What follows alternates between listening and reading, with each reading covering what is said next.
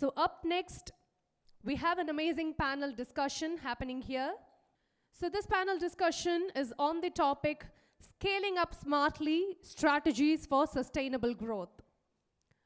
In this session, which is moderated by Mr. Bijoy Kurian, we will explore how retailers can expand growth without losing what makes them special. The key topics will include building a strong company culture that endures during growth spurts, measuring success beyond revenue, and focusing on retention, operational efficiency, and sustainable value creation. Our panelists offer real-world examples from multi-generational family stores, modern chains, and tech-led disruptors. Let's learn how to grow thoughtfully. Please put your hands together for a moderator, Mr. Bijoy Kurian, Chairman, Retailers Association of India. And please join me in welcoming the panelists, Mr. Balaji Chinnaswamy, CEO of VNH Naidu Hall Family Store. Welcome, sir. Mr. Balakrishnan, GPG, leadership team from Super Saravana Stores. Mr. Suhail, Sattar, Chairman of Chennai Chapter Retailers Association of India and Managing Director of Hasbro Clothing. Mr. Sunil, Sanklecha, founder of Nuts and Spices. Ms. Varsha, Pothy, Sivasankaran, CBO of Otto Clothing Private Limited. Welcoming the moderator along with the panelists on the stage. So we have here on this dais some of the, I wouldn't say the best, but pioneers in retail in Chennai, in whichever manner you look at it. You had Mr. Chandramohan speak about price as a driver. We have one gentleman from price as a driver. Variety, pioneering and taking out regional concepts to a national level, to be able to build scale. And when Kumar mentioned about such a large space for a department store, there are department stores in this city which are almost twice the size of a shopper's stop. So we have several such concepts which are there. Whoever thought that you could actually organize a unorganized market like nuts and spices, and yet we have Sunil who's here, who's managed to think about organizing it. So as we all know, India is a land of opportunity. It's a land of opportunity because in a 750,000 crore apparel market, which is there in India today, only 35% of that market is what you might define as organized. And if you were to think about it totally, less than 10% of that market is in the hand of both product brands as well as regional apparel brands. So there is still a lot of headroom for brands to grow. Similarly, when you look at the jewelry market, which is about 850,000 crores today, domestic, 35% of that market again is about 250,000, which is the size of all of the brands of jewelry, whether they are retail brands or there are product brands. Which still means that even at India, which is approximately $1 trillion retail market, what we are seeing is that the organized segment is still only 25%. 75% of the Indian market is still run by individual mom and pop stores or individual stores, more than 13, 14 million of them, compared to less than 50,000, which is the 25% contributors to business. So what we can see, there are two opportunities for growth. One opportunity for growth which is there is to shift people from the unorganized sector to the organized sector. So that is one. The second opportunity which is there for growth is to shift people from unbranded to branded. And when I say unbranded to branded, what I'm meaning is, doesn't necessarily need to be a brand of shirts or a brand of trousers, but it just needs to be a brand of retail. And when I say brand, what it means is that if they think of that brand, they can think of good service, a great collection, affordable prices, something for everybody in the household, like that. So I think that's the large opportunity. that exists in India today in terms of offer.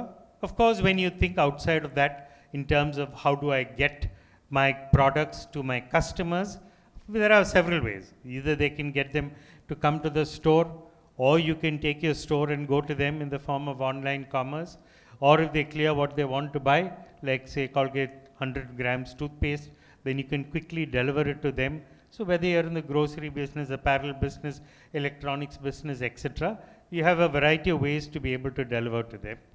When you think about it, from what price should I offer to them, you can take a call saying I'll give the widest variety and get everybody to come in and experience what the product is all about, but my prices will be reasonable.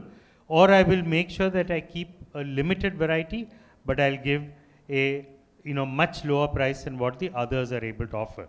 So you can use a different set of levers depending on your market, your category, what you think works for your customers, and how differentiated you want to be compared to the rest of retailers. So in that background and context, I have here, and I'd like to start with Varsha because she's the only lady in this panel. So I don't know if this is a good thing or a bad thing, but you'll get the first question anyway. So the point, Varsha, here is about Otto. Otto is a apparel brand. And in the men's apparel space, what we have seen is that there has been a change in the way men wear clothes, from the fact that they have gone from formal to semi-formal, sometimes even casual. It's also become dressing down. People are no longer waiting for 2 seasons in a year. People are no longer waiting for 2 sales in a year. So there are several things which are actually changing in this. What are some of the changes that you think are actually going to be permanent changes as far as the business are concerned, so that we all know that it will only go forward from here and it won't go back from what is happening in the business?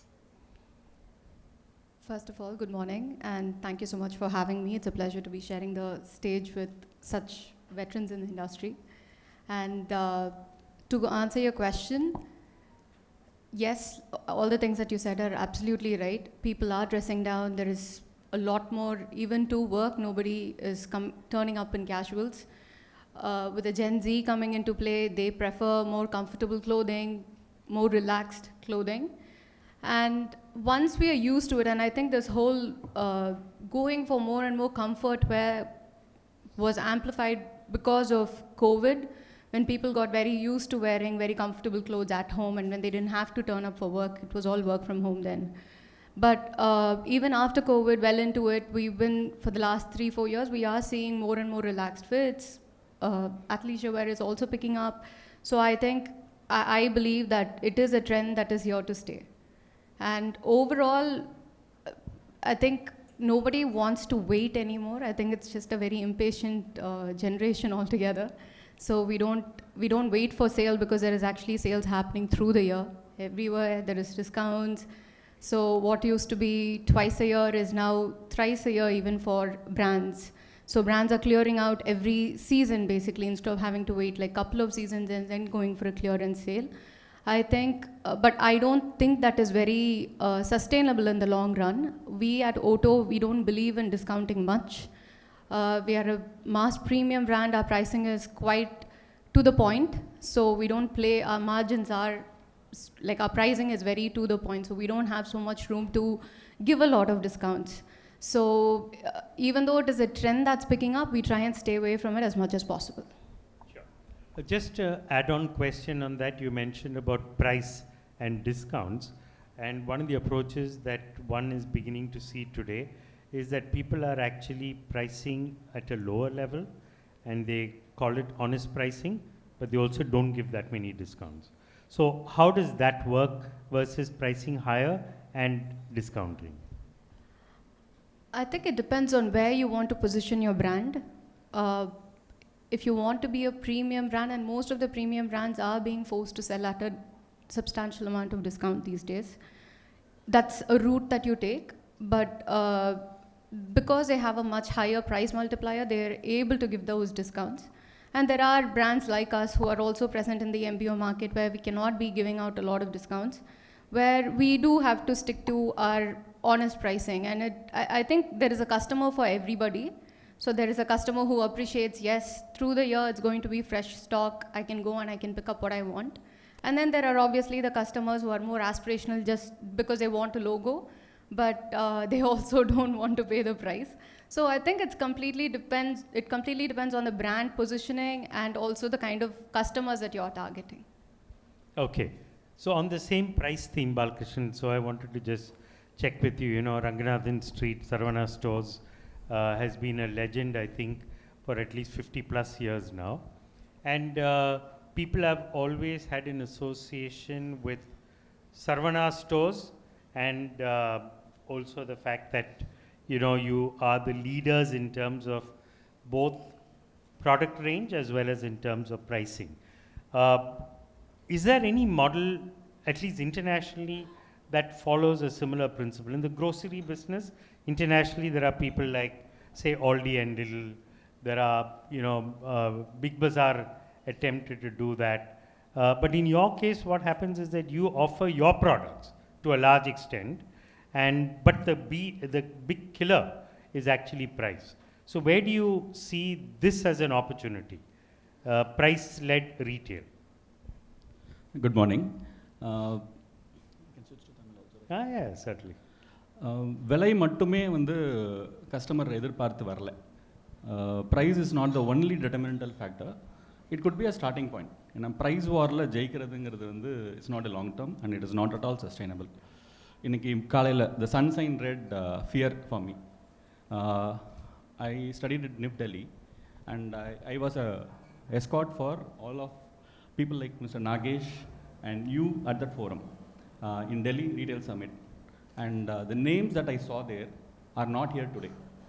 The fear that is there in my mind, பயம் என்னன்னா அன்றைக்கி பார்த்த அந்த retailers இன்றைக்கி இல்லை, நிறைய பேர் இல்லை. Your speech and mister Kumar speech also there was this point. there is a huge change happening and there are many legends who have made it and there are many people who have disappeared also. This fear is what is driving the business. And when we started at a 720 square feet showroom, or 720 square feet showroom Ranganathan Street la start பண்ணும்போது there was this Whiteway Laidlaw and Co, an international group which was having a victory house in Chennai, Mount Road, that became VGP. Today Whiteway Laidlaw, a department store having more than 15-20 stores, at that point of time nobody knows இந்த இடத்துல அவ்வளோ retailers இருக்கும், எத்தனை பேருக்கு நமக்கு ஒயிட்வே லைட்லா and கோ அப்படின்னு ஒரு கடை வந்து சென்னையில் மவுண்ட் ரோடில் இருந்ததுன்னு கேட்டால் எத்தனை பேருக்கு தெரியும்னா maybe nobody will remember. And Spencer Plaza அன்னைக்கு they were number 1 and today they are not that visible. So there is a huge change happening. So price cannot be the only factor with which you can drive. Price with correct profitability, honest profitability. That kind of a thing is what we need to work on. But எல்லாமே ஒரே இடத்துல கிடைக்குது அப்படிங்கிற ஒரு விஷயம், that is the driver. Customer today is very distracted. There are mobile பார்க்குறாங்க, they are making a note of it, but they are not visiting, except for medical shop where they are willing to go anytime, anywhere. You can see huge queues late nights also, only in medical shops. But it is not happening in all the retail shops. So for the retailers, for us to be successful, the price is not the only determinantal factor. The price with an honest margins for sustainability is very important. At the same time, variety, how much more you can offer. That is the reason why they can save time and save their money. Taking into account variety, Sunil, the question is that, your business is a commoditized business. However, you managed to brand a commoditized business. And when you think of a commoditized business, it means that differentiation between what is available in the wholesale market and within a brand and in the retail market is very insignificant. What has been your learnings in terms of branding a commoditized market? Happy morning to all. I think starting from my journey, in fact, the entire business of nuts is a very tricky business first. It's not that easy. Since we had an advantage because I am the third generation into the same industry. It's only about modernizing the concept. It has helped us a lot. So what happens with the commodity product to become a brand is it's a huge journey. So in this industry specifically, what happens is to create a brand, because which is, as Biju has told, that it's a commodity product. When the product is available at sell X value, so how could you sell at the same product with the Y value? So here the value addition, what we are trying to give is the product, because it's an agricultural product, it is not coming from the factory. So there is a variation of the product with each batch. Each product is not the same. Every year, even the product, the quality changes. There are a lot of significant things which is there. The taste also matters. If you ask me today, there are, like, take a case of just walnut. When it comes from Kashmir, the walnut taste is very different. And today, the Kashmir's walnut crop is not even sufficient for even 15 to 20% of our India's consumption. So what happens today is about 80% of the products have started coming from abroad, which is either from Chile or California. So what we are trying to see, that we try to give the best product which is available in the world. So that has helped us a lot, because we have seen in the last 2 to 3 years, not even more than that, even after a lot of these big corporate companies got into, like even Tatas have gone into retailing of dry fruits and spices and other things, we see that a lot of these customers who go and buy from, say, X platform, and we see that within about 3 to 4 months time, which is max is 100 days time, the customers is coming back to us to buy our products. I think that speaks a volume about what we do, which is very difficult. It is not easy, because we come from the background, because we know when to procure the stocks and when to, because it's a one agriculture, because there is one single harvest in the entire year. So you need to know when the product has to be procured and keep it for the entire year, because we have to wait for till the next crop comes. So this is a very tricky business. So since we've come from the industry, that gives us a big, huge hedge for doing that. And if you were to think about retail as opposed to selling from one store, opening a chain of stores and selling the same. So one is about branding, second is retail. So how do you see retail versus somebody being able to go to wholesale market or somebody buying online? No, I'm just saying, to be able to make sure that you're able to brand a commoditized product, one. Second, to be able to sell it through retail stores, in addition to whatever distribution you do, as opposed to just distributing it. In the face of competition from online, where people can go online and buy also the same product. How do you see the challenges in that? No, the challenge is going to be huge, because there are so many platforms now, products are available. But thanks to COVID, because post-COVID, we have seen this industry has grown multifold. The consumption levels has been huge.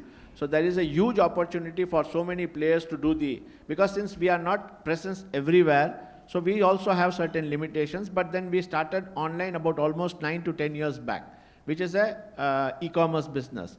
But then we also, with the time, we also realized that the kind of disruption and the dynamics changing in the market, we need to be closer to the customer. So even last year, we have launched our own app, the mobile app, through which we are trying to deliver our products within 30 minutes.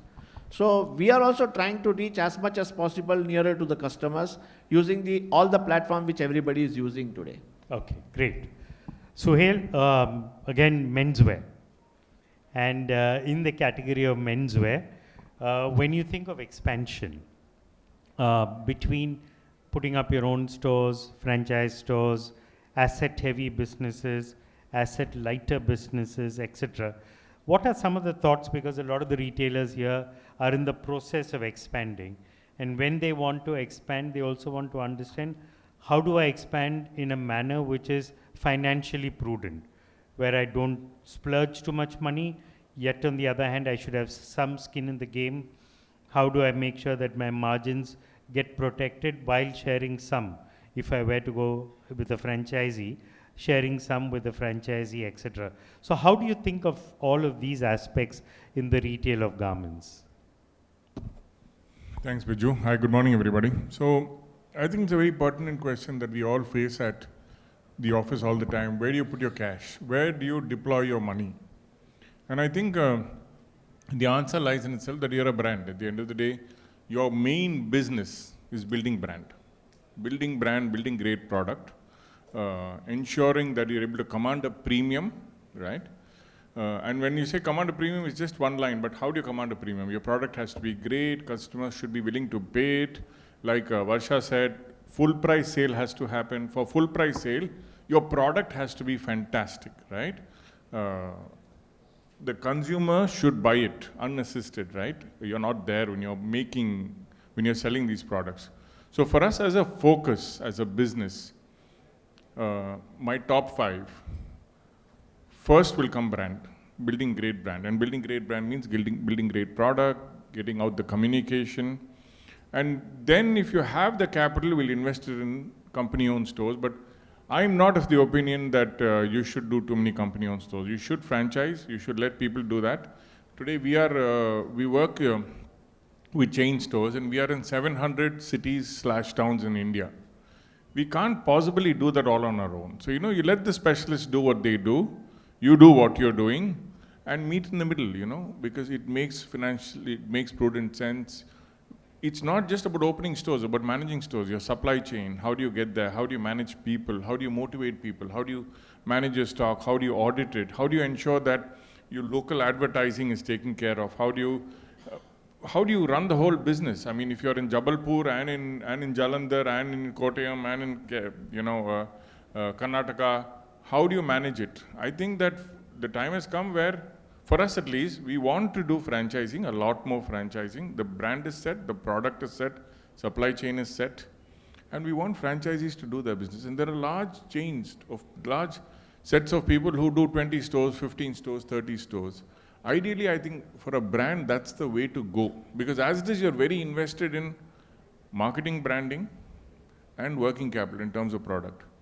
Front-end expenses, retail stores, rents, I think it's a little difficult. And if you look at the largest businesses in India, whether it's the Tatas or the Birlas and the Ambanis, maybe the Tatas and Birlas, they've all built a very successful franchise chain.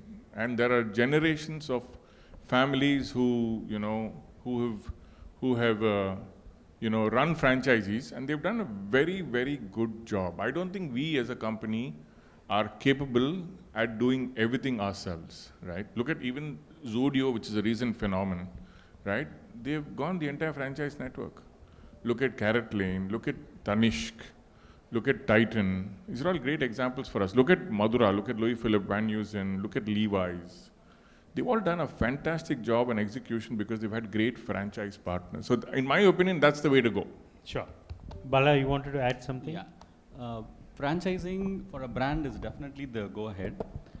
It works for a brand which continuously starts investing. Or Alamaram pola or banyan tree pola, I'll invest pannite irukka brand ku adu work out agudhu. It's like a relay race. The brand owners start running the first 100 meters. The next person who is going to take the franchise has to run equally the same amount of thing in the 100 meters relay race. If they do not do that, then they kill the brand also. So equal, illa part time la nama vandu or franchise store podla appadina it does not work.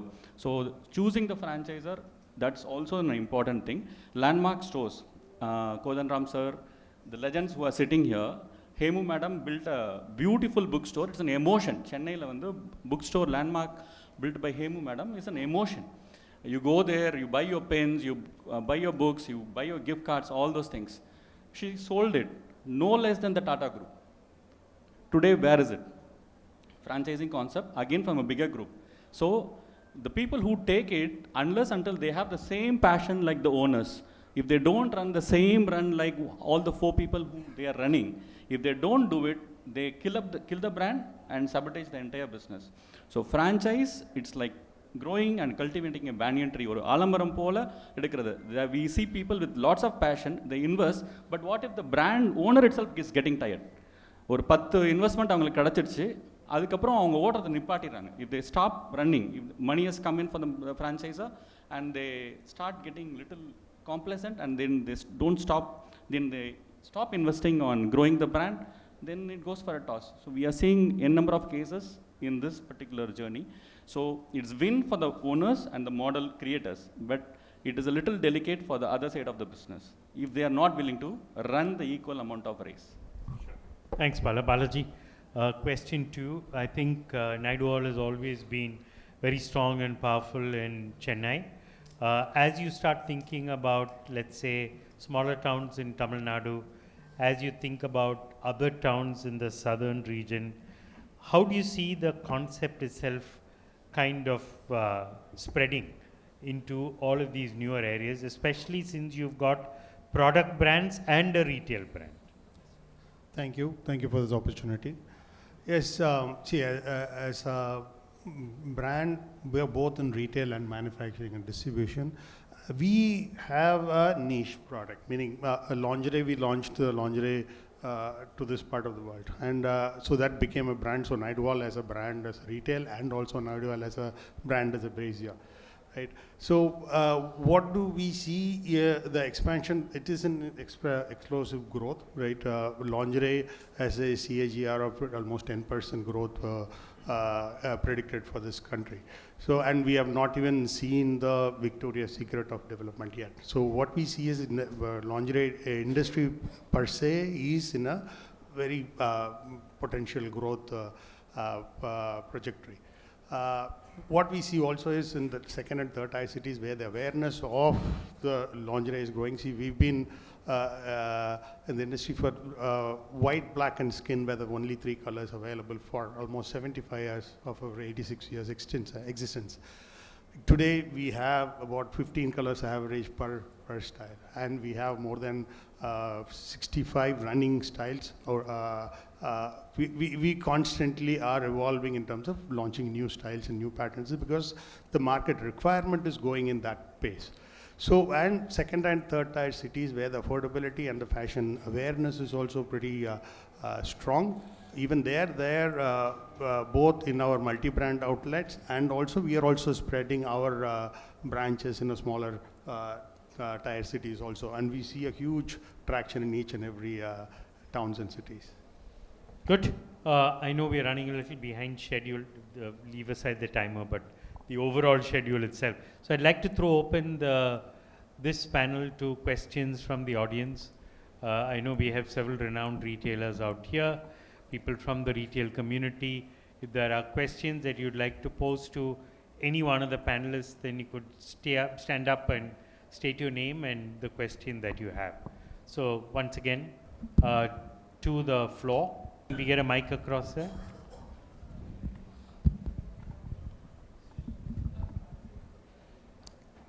Good morning to all. This is KV Vasudevan from CNN Online.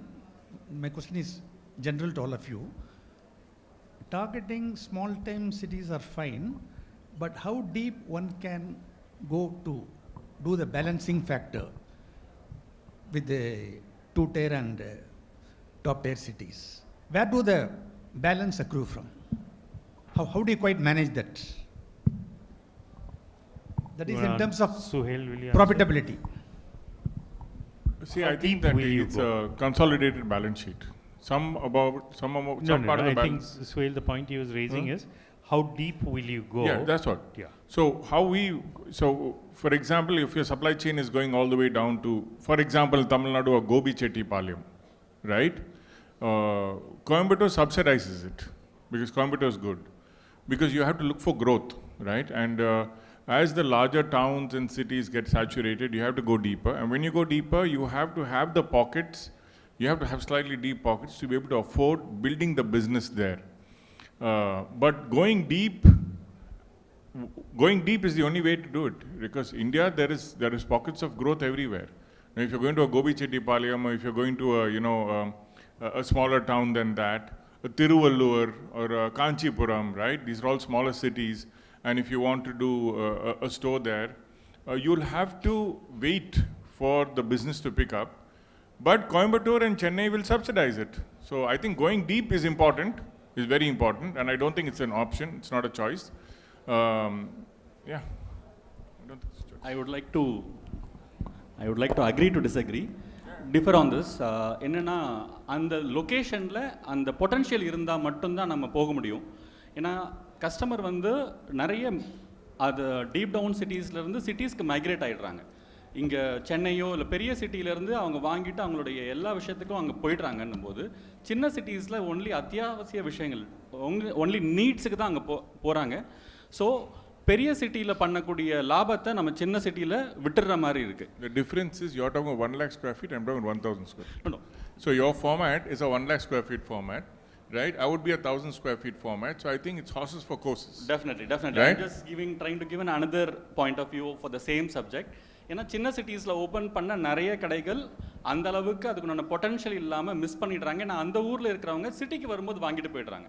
சிட்டிலேருந்து அங்கே போகும்போது எல்லாம் வாங்கிட்டு போயிட்டு அந்த சின்ன சிட்டியில் ஒரு சின்ன லிமிடெட் பொட்டன்ஷியல் தான். ஒரு 30 to 40% ஆஃப் ஃப்ளோட்டிங் பாப்புலேஷன் அங்கே இருந்ததுன்னா அந்த ஃப்ளோட்டிங் பாப்புலேஷன் பேஸ் பண்ணி ஒரு வீக்கெண்ட் பிஸ்னஸ் நடக்குது. அது இல்லாமல் ஒரு நீட்ஸ் ஒரு ஏதோ ஒன்று அவங்களுக்கு கிடைக்கலன்னும் போது அதை பிக்கப் பண்ண அந்த சின்ன சிட்டிக்கு வராங்க. ஸோ லாபம் பெரிய சிட்டியில் மற்ற கடைகளில் இருக்கிறத நம்ம அங்கே விட்டு கொடுக்குற மாதிரி இருந்து தான் அதை சஸ்டெயின் பண்ணுற மாதிரி இருக்குது. ஸோ அந்த ஒரு விஷயத்தை தான் நான் சொல்லுவேன். Just to add in terms of some statistics, 450 million, say 45 crore people actually live in urban India, which is 8,000 towns and cities. 100 crore people live in rural India, which is basically villages. 750 million people, which is 300 million more than urban India, actually are today able to access the internet. And we know that with the internet, the ability to be able to communicate brands, stories, YouTube, all these things is very high. So many a time there's a desire in the rural areas, but they don't have the access to be able to buy. So sometimes what you're beginning to see is that rural buying from some of the smallest towns, and of course it will all be very specific to the kind of products that you are in.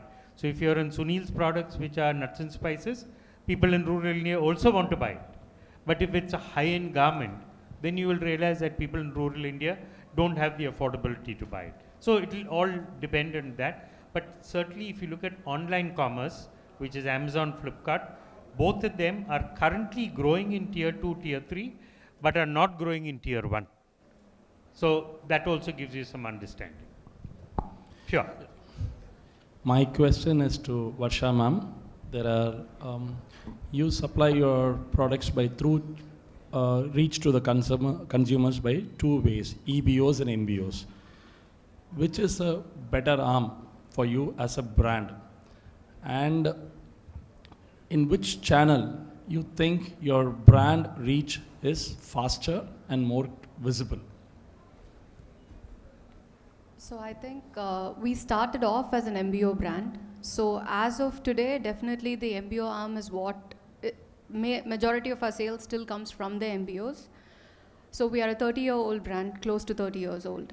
So for the first good 18 years, we were only operating in the MBO market. And even the last 12 years, even though we've been operating in the EBO sector, it's only in the last 5 years, I would say, that we've been more aggressive with our EBO operations. So definitely EBO is the channel that will help you build a brand. MBO, it helps your top line, it helps your bottom line also. But like Mr. Suhail also said, I think brand building is extremely important, and for that EBO is the only way. Not the only way, I mean there is also e-commerce, but branding, EBO definitely helps. And we are at the moment again expanding quite aggressively our EBO presence through franchisee and through our own stores as well. So as of today, to answer your question, yes, most sales come from MBO, but we see a lot of scope in the EBO market. We had one more question there. It's no more than a question. I think I accept what Mr. Suhail said. It's absolutely right. Today, the brands which are building, which are going deep down to tier 2, tier 3. Example is Ramraj. Ramraj has got not only in cities, they have more branches, but even into small towns, and they're doing extremely well. I think definitely these kind of retail formats in the smaller towns are doing well, and it's going to do well when you offer good price as well as good quality. Thank you. Sure. I'd like to add to what Karthik was saying. That it's never an either-or question, Karthik. In business, I think it's never an either-or question. See, I think that MBO business serves a certain purpose.